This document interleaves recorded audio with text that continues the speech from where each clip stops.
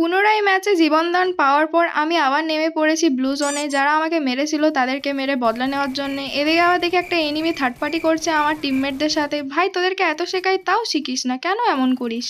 এদিকে আবার পেছন থেকে একজন আবার মারছে, রুকো যারা সবার করো সবকো মৌকা মিলেগা। ভাই বোঝে না এরা একদম। ওমা এই কি, এদিকে দেখি আমার তিনটে টিমমেট খাল্লাস হয়ে গেছে। আমি তো ওদের ভরসাতে ব্লু জোনে আবার নেমেছিলাম। এখন দেখছি যা করতে হবে আমাকে করতে হবে, ওদেরকে রিভাইভ দিতে হবে। প্রত্যেকের টিমে এক একটা প্লেয়ার থাকে, কেউ রাশার, কেউ স্নাইপার, কেউ দেয় কাভার, আর একজন থাকে জোন পুশার যে আবার সবাইকে রিভাইভ দেয়। এখানে আমার টিমে হচ্ছে সবকটাই রাশার, আবার এমন তেমন রাশার নয়, সবাই আবার গিয়েই দেখি মরে যায়। মানে রাশ করতে যাবে মরে যাবেন। আমার ফাইনালি একটাই কাজ বেঁচে থাকে, যেভাবে হোক বেঁচে গিয়ে এদেরকে রিভাইভ দেওয়া। এখানে কোনোভাবে দেখছি 5-5টা কিল করে নিয়েছি, অ্যান্ড পেছনে এখনও একটা এনিমি আছে। একে ভাই হেডশট খা, একে